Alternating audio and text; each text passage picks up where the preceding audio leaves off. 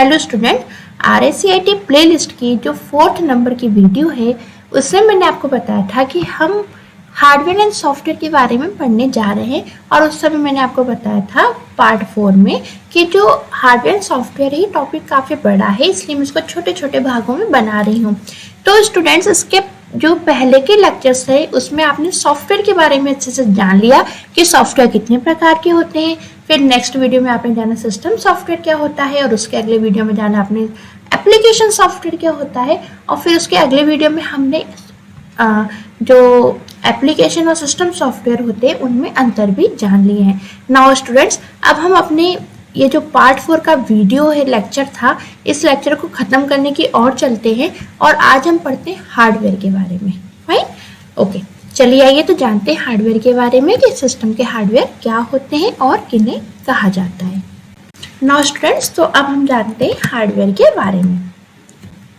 सबसे पहले जान लेते हैं हार्डवेयर किसे कहते हैं। तो हमने लिखा एक सामान्य शब्द है। मीन्स जो हार्डवेयर है वो क्या है, एक सामान्य शब्द है जो कि कंप्यूटर प्रणाली के किसी भी घटक कंपोनेंट की उपस्थिति या फिजिकल प्रेजेंस का वर्णन करने के लिए जिसे देखा और छुआ जा सकता है।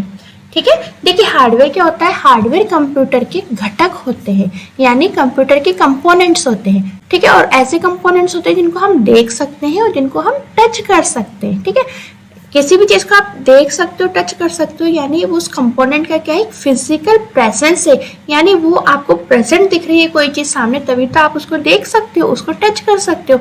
इसी प्रकार कंप्यूटर में जो भी चीज़ें आपको दिखती हैं, जिनको आप टच कर सकते हो, देख सकते हो, वो सभी हार्डवेयर कंपोनेंट्स कहलाते हैं या कंप्यूटर का हार्डवेयर कहलाता है। ठीक है, या आप कह सकते हो कि कंप्यूटर के जितने भी भौतिक उपकरण हैं या फिजिकल पार्ट हैं कंप्यूटर के, उनको हम हार्डवेयर कहते हैं। फिर हमने लिखा इसमें कंप्यूटर केस हम किसे कहते हैं। स्टूडेंट्स, यहाँ पे मैं आपको एक बात क्लियर करना चाहती हूँ। देखिए, आपने इस तरीके से कंप्यूटर देखा होगा और कंप्यूटर के पास में इस तरीके से आपने एक केस देखा होगा। अधिकतर लोग इसको CPU बोलते हैं। असल में स्टूडेंट्स, इसको हम CPU नहीं बोलते, इसको हम CPU कैबिनेट बोलते हैं या कंप्यूटर केस बोलते हैं। ठीक है, इसको हम CPU कैबिनेट बोलते हैं क्योंकि बेसिकली CPU को ये डब्बा नहीं है। CPU तो एक चिप होती है जो कि सिस्टम के डाटा को प्रोसेस करती है, और ये चिप इस कैबिनेट के अंदर मौजूद होती है। ठीक है, तो ये जो आपको दिख रहा है पूरा ये ब्लैक कलर का, ये CPU नहीं है, CPU कैबिनेट है। मीन्स एक ऐसा कैबिनेट है जिसके अंदर CPU होता है, यानी CPU चिप होती है। ठीक है, अब इस कैबिनेट के अंदर सिर्फ और सिर्फ CPU चिप नहीं होती, बल्कि कई सारी चीजें होती हैं जो कि कंप्यूटर को चलाने के लिए जरूरी होती है। जैसे कई सारे वायर के कनेक्शन इसी केस के अंदर होते हैं। आपकी जो प्राइमरी मेमोरी है, सेकेंडरी मेमोरी है, सब चीजें इस केस के अंदर होती है, इसलिए हम इसको CPU केस भी बोलते हैं।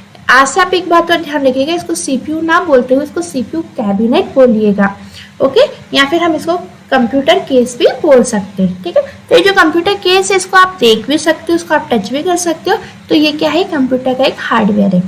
फिर दूसरा होता है मॉनिटर। ये जो आपको टीवी जैसी स्क्रीन दिख रही है कंप्यूटर की, इसको हम मॉनिटर कहते हैं।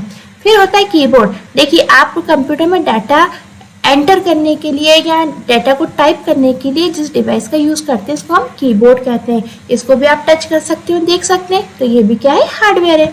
और माउस देखिए, इस तरीके का ये माउस होता है। ठीक है, आप जिस भी दिशा में इस माउस को घुमाते हैं उसी दिशा में माउस का जो कर्सर है वो यहाँ मॉनिटर पे मूव करता है। ठीक है, सो माउस को आप टच कर सकते हो ना, टच करके काम करवा सकते हो ना इससे, तो माउस भी क्या है, आपका एक हार्डवेयर है। इस तरह से कीबोर्ड, माउस, मॉनिटर, प्रिंटर, इसी तरीके से प्रिंटर होता है जो कि आपके प्रिंट को निकालता है, यानी आपको हार्ड कॉपी प्रोवाइड करता है। ठीक है, इसी प्रकार मदरबोर्ड होता है। मदरबोर्ड क्या होता है, बेसिकली आप ये जो कैबिनेट देख रहे हैं ना, इसके अंदर क्या होता है, एक पूरा बोर्ड होता है।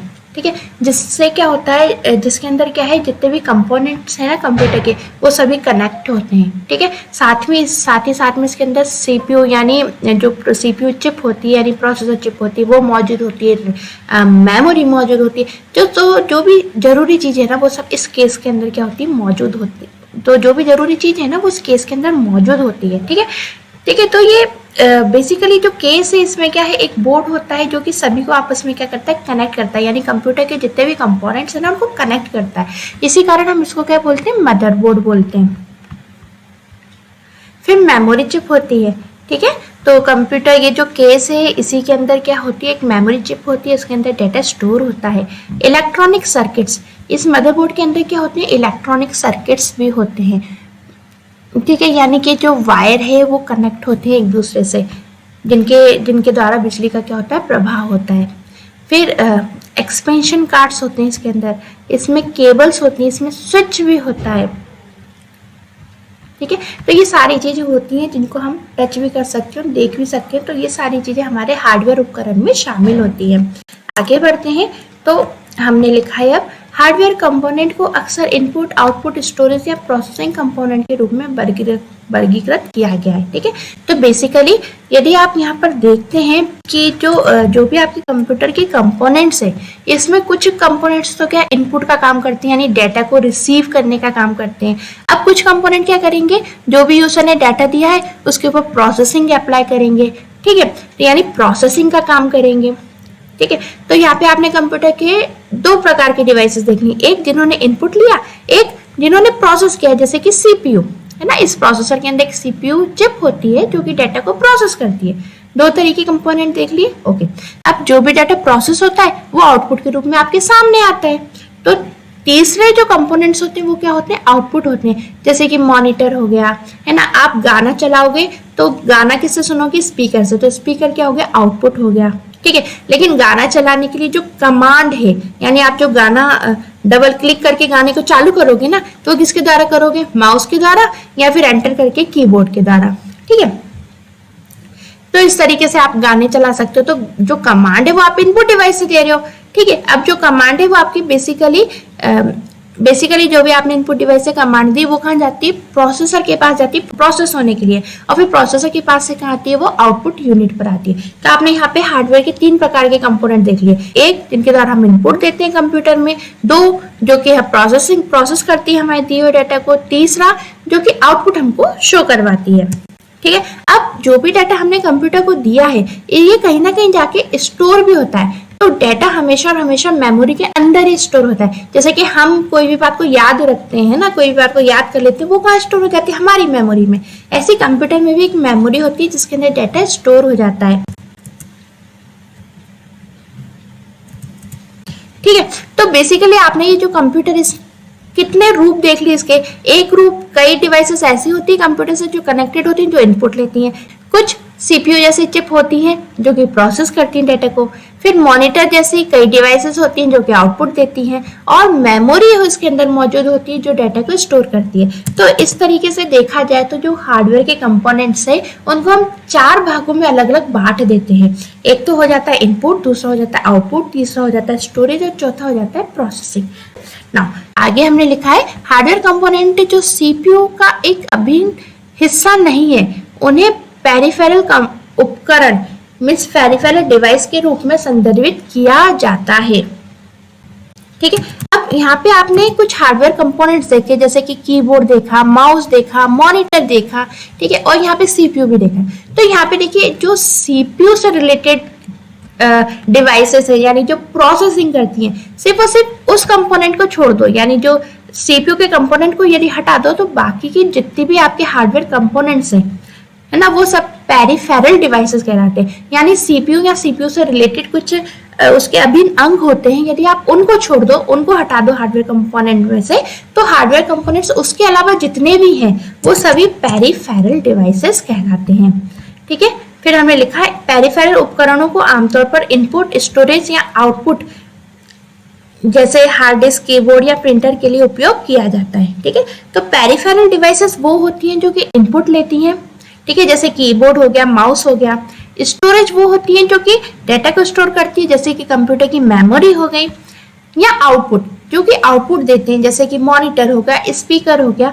ये चीजें क्या है, आउटपुट डिवाइसेस है, क्योंकि आउटपुट देती हैं। तो जो हमने हार्डवेयर के कंपोनेंट्स देखे ना चार, इनपुट, आउटपुट, स्टोरेज और या प्रोसेसिंग। तो यहाँ से आप प्रोसेस करने के लिए जो प्रोसेसर होता है, सीपीयू होता है सिर्फ उसको हटा दो तो बाकी के जो भी हार्डवेयर कंपोनेंट्स हैं ये सभी पेरिफेरल डिवाइसेस कहलाते हैं। ठीक है, तो पेरिफेरल डिवाइसेस वो है जो इनपुट लेंगे, स्टोरेज करेंगे या आउटपुट देंगे। ठीक है, सीपीयू जो है वो पेरिफेरल डिवाइस में नहीं आएगा, ध्यान रखिएगा इस बात को।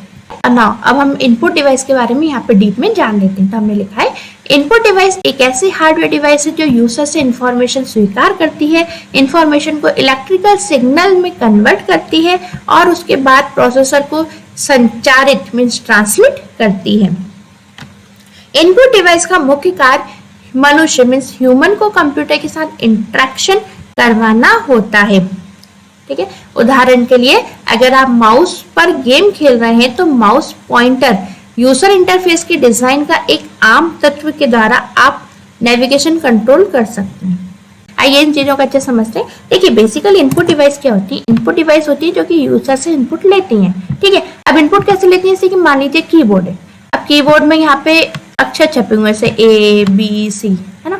तो क्या होता है, आप तो बेसिकली क्या करते हो, जो ए है इसके ऊपर क्या करते हो, की को स्टॉप करते हो, यानी ए जो की है उसको दबाते हो और आप देखते हो जो ए है वो आपको यहाँ पे मॉनिटर स्क्रीन पे दिखने लगता है। ठीक है, जैसे आप टाइपिंग कर रहे हो, आपने ए दबाया तो ए आप देखते हो कि वो मॉनिटर पे दिखने लगता है। बेसिकली क्या होता है, जैसे आप ए प्रेस करते हो ना, तो जैसे ए प्रेस करते हो वैसे ए के जो इलेक्ट्रिकल सिग्नल्स हैं वो जनरेट होते हैं और वो जनरेट होके फिर कहाँ पे पहुंच जाते हैं, वो सीपीयू पे पहुंच जाते हैं। आपको तो लगता है कि हमने ए टाइप किया और मॉनिटर पे दिख गया, बेसिकली वो डायरेक्ट कभी भी मॉनिटर पे नहीं आता। हालांकि कंप्यूटर का कार्य करने का जो तरीका है या कह लीजिए कंप्यूटर की जो स्पीड है वो इतनी फास्ट होती है कि वो नैनो सेकंड में सारे काम कर लेता है। तो हमें पता नहीं लगता कि हमने ए को कब टाइप किया, कब उसके इलेक्ट्रिकल सिग्नल्स बने, कब वो प्रोसेसिंग हुई और कब वो आउटपुट पर आया। आप तो देखते हैं कि आपने जैसे ए लिखा, ए टाइप किया या ए का जो की है उसको प्रेस किया, वैसे ए सामने आएगा, आपको तो ये दिखता है।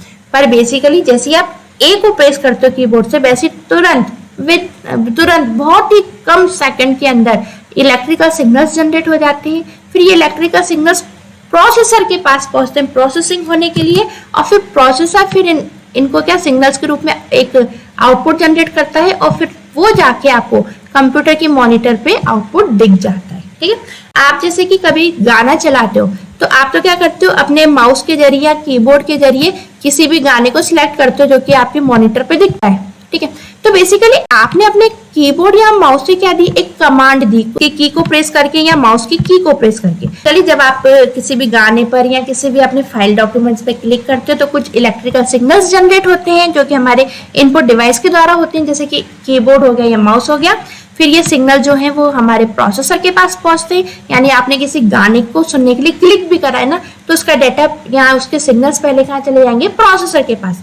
फिर प्रोसेसर प्रोसेस करेगा और फिर उनको आपके स्पीकर पर जो भी डाटा है वो पहुंचा देगा आउटपुट के रूप में। फाइन, तो ये तो हो गई आउटपुट की बात, लेकिन अभी हम किसकी बात कर रहे हैं, इनपुट की बात। तो बेसिकली जो इनपुट डिवाइसेस है वो क्या करती हैं, वो जो भी यूजर डाटा देता है या यूजर जो भी कमांड देता है उस कमांड को या उस इंफॉर्मेशन को क्या करती है, स्वीकार करती हैं। जैसे आपने ए प्रेस किया है ना, कीबोर्ड पर ए प्रेस किया तो सबसे पहले कीबोर्ड ने उस ए को स्वीकार किया। स्वीकार करने के बाद क्या किया कि जो भी आपने ए प्रेस किया या जो भी आपने इंफॉर्मेशन दी है कंप्यूटर को, उसके क्या जनरेट हुए, इलेक्ट्रिकल सिग्नल्स जनरेट हुए।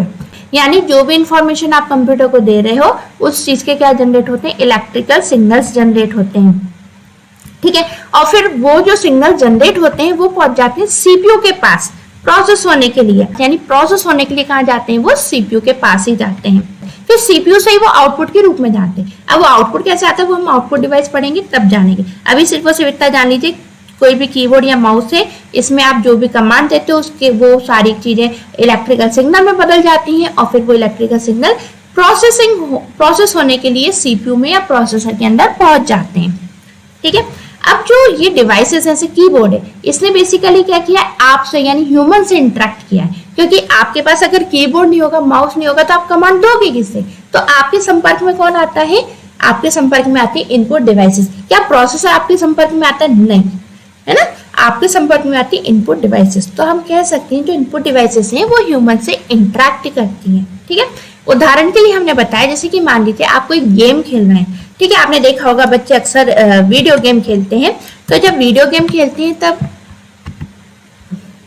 जब वो वीडियो गेम खेलते हैं कंप्यूटर पे तो उनके हाथ में क्या होता है, कुछ माउस जैसी डिवाइसेस होती हैं, माउस या तो माउस होता है उनके पास या माउस जैसे डिवाइसेस होती हैं। तो जैसे जैसे वो अपने माउस को मूव करते हैं वैसे वैसे सिग्नल या जो भी ऑब्जेक्ट है कंप्यूटर मॉनिटर पे जो भी दिख रहे हैं वो क्या होते हैं, मूव होते चले जाते हैं। जैसे कार है तो जैसे जैसे वो माउस को मूव करेंगे वैसे वैसे उनकी कार भी मूव होती चली जाएगी। ठीक है, तो ये जो चीजें मूव होती है ना एक जगह से दूसरी जगह, उसको हम नेविगेशन बोलते हैं। ठीक है, तो हमने यहाँ पे उदाहरण बताया है, यहाँ कह लीजिए कि आपकी किताब में उदाहरण लिखा हुआ है कि क्या होता है कि हम जब माउस से इंटरेक्ट करते हैं यानी माउस को हम नेविगेट करते हैं, नेविगेट यानी जब माउस को हम आगे पीछे घुमाते हैं तो उसी के अकॉर्डिंग उसका जो कर्सर है या उससे जो ऑब्जेक्ट है जिससे माउस को हम हिला रहे हैं वो उसी दिशा में नेविगेट होता रहता है। आगे बढ़ते हैं तो अब हम जान लेते हैं आउटपुट डिवाइसेस के बारे में। तो हमने लिखा है आउटपुट डिवाइस कंप्यूटर सिस्टम से इंफॉर्मेशन लेता है और ऐसी रूप में परिवर्तित करता है जिसको मनुष्य द्वारा आसानी से समझा जा सकता है। अब देखिए, अभी हमने बात की कि क्या होता है कि आप क्या करते हो कीबोर्ड पर, जैसे आपने ए प्रेस, ठीक है, आप क्या करते हो कीबोर्ड पर, सपोज आपने ए को टाइप किया या ए की को प्रेस किया, तो जैसे आप ए प्रेस करते हो ना वैसे ही सिग्नल्स जनरेट होते हैं। ठीक है, तो जैसे आप ए टाइप करते हो यानी आपने जो डाटा दिया है कंप्यूटर को वो तुरंत के तुरंत क्या हुआ, इलेक्ट्रिकल सिग्नल में कन्वर्ट हुआ। अभी हमने देखा फिर ये जो इलेक्ट्रिकल सिग्नल्स हैं ये कहाँ पहुंच जाते हैं, सीपीयू के पास।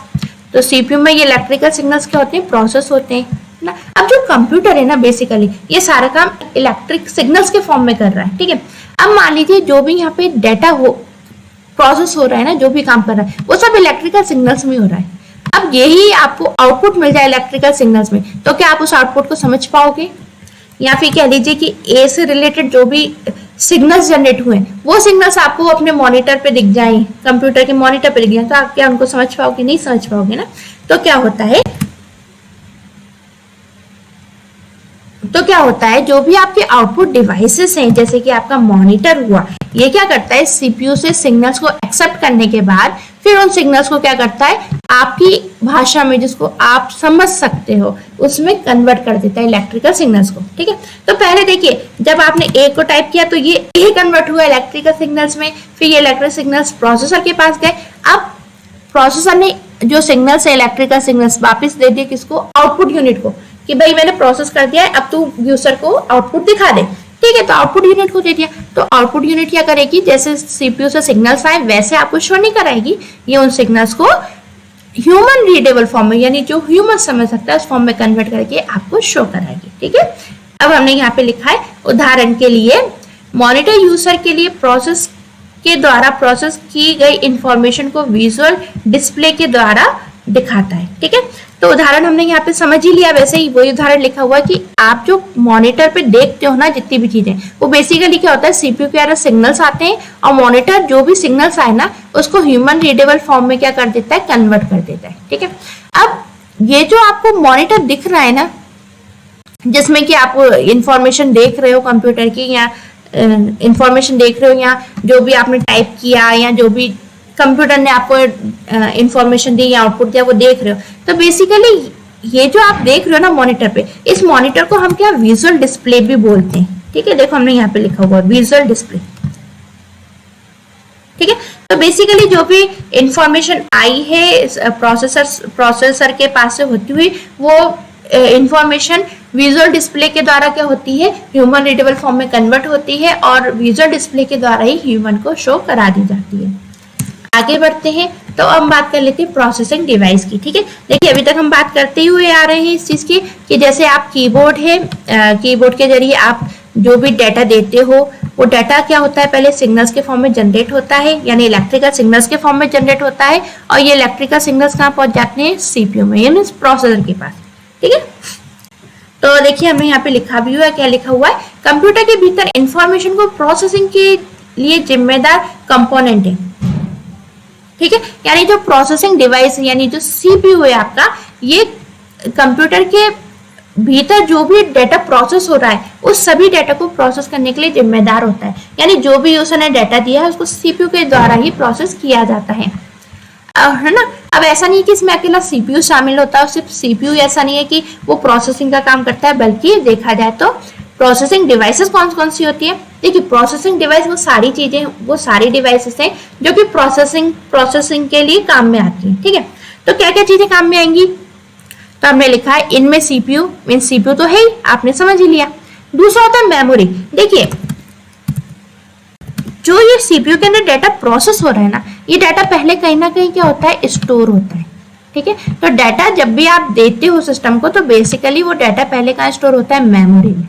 ठीक है, सो मेमोरी भी आपकी प्रोसेसिंग डिवाइस के अंदर आ जाती है। अब ये कौन सी मेमोरी होती है, तो ये होती है आपकी RAM memory, means primary memory. ठीक है, तो ध्यान रखिएगा डाटा जो है वो पहले रैम में आता है, फिर वहां से सीपीयू में जाता है। ठीक है, और सीपीयू अपना कार्य पूरा करने के बाद उसको वापस से रैम के अंदर ही स्टोर कर देता है। ठीक है, तो बेसिकली जो भी आप डेटा देते हो वो पहले मेमोरी में, मीन्स जो मेमोरी उसको हम क्या बोल रहे हैं, रैम, प्राइमरी मेमोरी होती, मीन्स जो मेमोरी उसको हम क्या बोल रहे हैं, रैम। अब आप यहाँ पे कंफ्यूज मत हो जाना कि मेमोरी और भी टाइप की होती है, हाँ होती है, उसको हम डीप में आगे चल के पढ़ेंगे। अभी सिर्फ और सिर्फ जान लीजिए कंप्यूटर की मेमोरी होती है कौन सी, रैम। और उस मेमोरी में क्या होता है, जो भी आप सिग्नल्स जनरेट होते हैं वो मेमोरी में जाके स्टोर होते हैं, और फिर यहाँ से सीपीयू इन सिग्नल्स को लेके इनके ऊपर क्या करता है, प्रोसेसिंग करता है। ठीक है, तो यहाँ पे आपने दो डिवाइसेस तो देख ली कि जो प्रोसेसिंग डिवाइस में कौन कौन सी चीजें शामिल है। एक तो सीपीयू मींस प्रोसेसर तो है जो कि प्रोसेस कर रहा है डाटा को, दूसरा हो गया मेमोरी जिसके अंदर डाटा क्या हो रहा है, स्टोर हो रहा है। अब तीसरा हो गया मदरबोर्ड डिवाइस। ठीक है, मदरबोर्ड क्या होती है, मदरबोर्ड मैंने आपको अभी बताया, जैसे कि यहाँ पे मैंने बताया था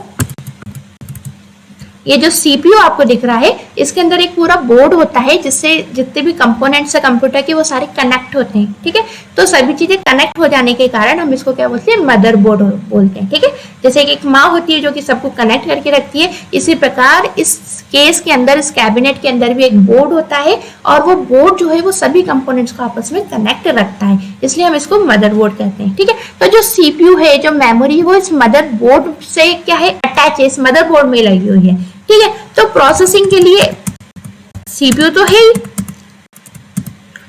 ठीक है, मेमोरी भी है, लेकिन मेमोरी सीपीयू किस में लगे हुए, किससे अटैच है, तो वो लगे हुए किसमें, मदरबोर्ड में। इसलिए जो मदरबोर्ड है वो भी प्रोसेसिंग डिवाइस में ही आता है।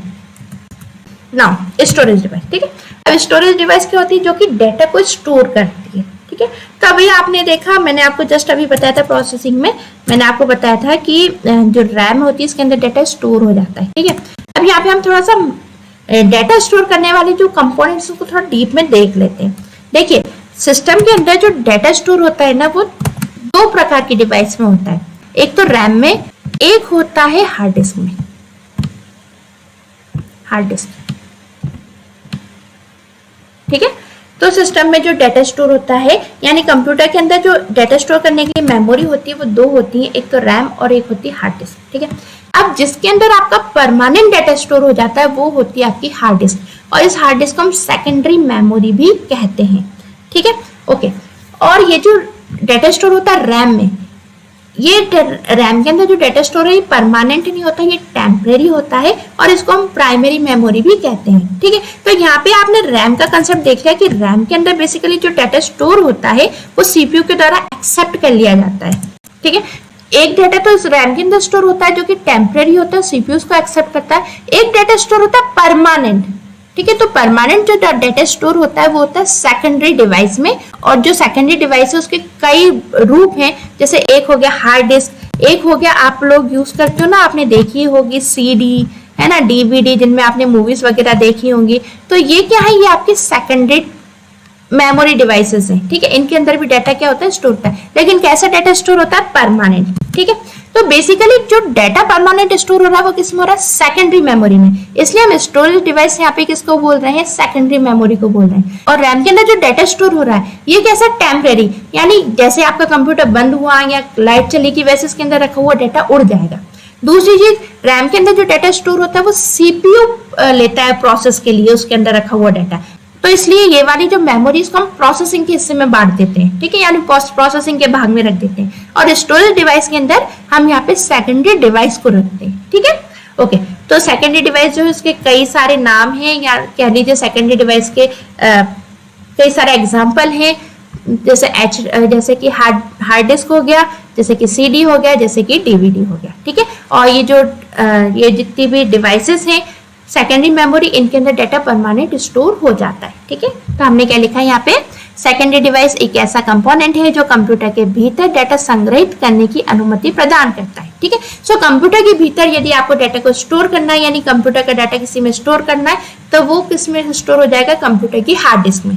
तो हमने यहाँ पे लिखा भी देखिए, इनमें हार्ड डिस्क मीन्स एचडी को, एचडी जो शॉर्ट फॉर्म में हार्ड डिस्क का लिखा है, और कॉम्पैक्ट डिस्क, कॉम्पैक्ट डिस्क से बोलते हैं सीडी, सीडी का पूरा नाम होता है कॉम्पैक्ट डिस्क। ठीक है, सो कंप्यूटर के अंदर रखे हुए डाटा को स्टोर करने के लिए, या कंप्यूटर के अंदर डाटा को स्टोर करने के लिए हम सेकेंडरी डिवाइस का यूज करते हैं, जिसमें हमारी हार्ड डिस्क और सीडी शामिल होती है। हार्ड डिस्क जो है वो अधिकतर कंप्यूटर के अंदर ही रहती है। आप चाहो तो इस हार्ड डिस्क को बाहर निकाल के, यानी इसके अंदर डाटा सेव है ना, तो इस हार्ड डिस्क को बाहर निकाल के एक दूसरी हार्ड डिस्क भी अपने कंप्यूटर में स्टोर फिट कर सकते हो, कोई दिक्कत वाली बात नहीं है। ठीक है, और जो सीडी होती है इसके अंदर भी डाटा होता है, तो आप सीडी भी ऐसी चीज, इसके अंदर आप डाटा स्टोर कर लो कंप्यूटर का, और सीडी को अपना बाहर निकाल दो, है ना, बाहर भी रख लो उसको अंदर स्टोर करके। लेकिन इनके अंदर डाटा कब स्टोर होगा, जब ये कंप्यूटर के अंदर होंगी तभी डाटा स्टोर होगा। फिर आप इनमें डाटा स्टोर करके इनको बाहर निकाल दो, कोई दिक्कत नहीं है। फाइन। अब यहाँ पे कुछ घटक हैं हार्डवेयर कंपोनेंट्स के, जो कि हम पढ़ आ चुके हैं, जैसे अब उनको हम यहाँ पे पिक्चर के साथ देख लेते हैं।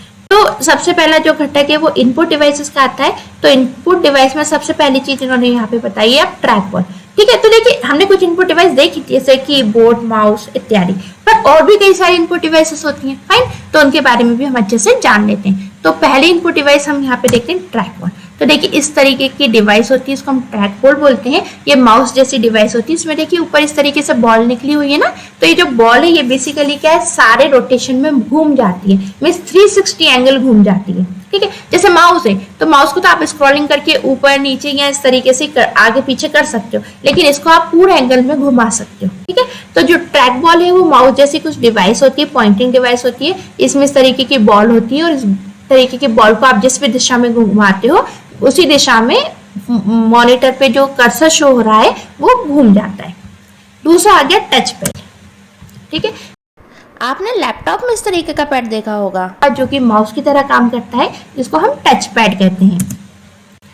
नाउ तीसरा है माइक्रोफोन। ठीक है, जैसे कि आपने माइक देखा होगा, ठीक है, नॉर्मल माइक देखा होगा, साइड से चलता है। इसी तरीके के कुछ माइक होते हैं, या छोटे छोटे और भी माइक जैसे डिवाइसेस होती हैं, जिनको हम कंप्यूटर पे कनेक्ट कर देते हैं, और कंप्यूटर पे कनेक्ट करने के बाद हम अपने ऑडियो सिग्नल्स को जनरेट करते हैं। ठीक है, तो बेसिकली देखा जाए तो माइक क्या करता है, माइक तो आपकी जो आवाज है उसको लाउड कर देता है, लेकिन जो माइक्रोफोन है ये क्या करता है, ये आप जो भी चीज बोलते हो उसको कंप्यूटर के अंदर स्टोर कर देता है, या कंप्यूटर के द्वारा आपके दिए हुए डाटा को प्रोसेस करता है। ठीक है,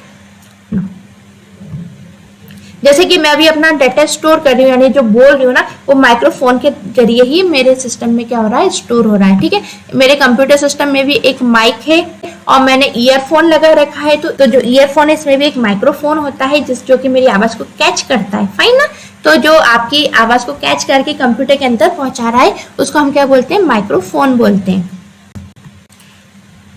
फिर कीबोर्ड, तो कीबोर्ड इसको आप अच्छे से जानते होंगे, कीबोर्ड है, इसको हम टाइपिंग के लिए यूज करते हैं, या फिर टाइप करके कंप्यूटर को कमांड देने के लिए यूज करते हैं। फिर आ जाता है सेंसर। तो इस तरीके की कुछ सेंसर डिवाइसेस होती हैं जो कि सिस्टम को सेंस कराने का काम करती हैं। ठीक है, अब सेंसर का यूज में आ रहे हैं, जैसे कि मान लीजिए मौसम के बारे में हमें जानकारी लेनी है, तो मौसम की जानकारी के लिए बेसिकली क्या होते हैं, कुछ सेंसर्स होते हैं जो कि सेंस करते हैं कि वातावरण में कितनी नमी है, कितनी गर्मी है, तो ये सेंस करके क्या करते हैं, ऑटोमेटिक एक डाटा जनरेट करते हैं जो कि कंप्यूटर के अंदर पहुंच जाता है। तो सेंसर भी क्या हमारा एक हार्डवेयर कंपोनेंट है, और ये सेंसर क्या करता है, बाहर के एनवायरनमेंट से डाटा को रीड करता है। फिर माउस, इससे आप अच्छे से वाकिफ होंगे। ये जो माउस है ये एक पॉइंटिंग डिवाइस होती है, जिस भी तरीके से आप इस माउस को मूव करते हो उसी तरीके से मॉनिटर पे आपको कर्सर दिखता है वो मूव होता है। देखिए जैसे कि ये रेड कलर का कर्सर है ना, ये मूव हो रहा है ना, मैं जिस तरीके से माउस को मूव कर रही हूँ वैसे वैसे कर्सर क्या हो रहा है, मूव हो रहा है। राइट ना, नेक्स्ट देख लेते हैं। तो आ जाता है आपका जॉयस्टिक।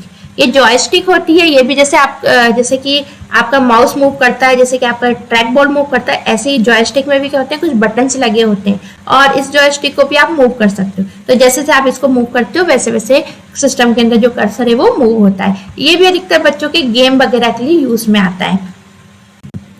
नेक्स्ट आ जाता है स्कैनर। ठीक है, स्कैनर क्या करता है, जैसे कि कोई हार्ड कॉपी है या मान लीजिए किसी किताब में कुछ लिखा हुआ है, अब आप चाहते हो किताब में जो भी लिखा हुआ है ना वो कंप्यूटर के अंदर पहुंच जाए, तो आप उसको क्या करोगे, उस किताब का जो पेज है जिसको आप चाहते हो कंप्यूटर के अंदर पहुंचा दो, तो उस पेज को आप यहाँ स्कैनर पे रख के क्या करोगे, स्कैन करोगे। ये सेम फोटोकॉपी मशीन की तरह होता है, जैसे आप इसमें पेपर रखते हो, इसमें भी ऐसे लेजर लाइट मूव करती है, ऐसे फोटोकॉपी में करती है ना, ऐसे इसमें भी लेजर लाइट मूव करती है, मीन्स लेजर लाइट इसके डाटा को रीड करती है, और रीड करने के बाद जो भी किताब में लिखा हुआ है वो पूरा एज इट इज कहाँ पहुंच जाता है, सिस्टम के अंदर पहुंच जाता है।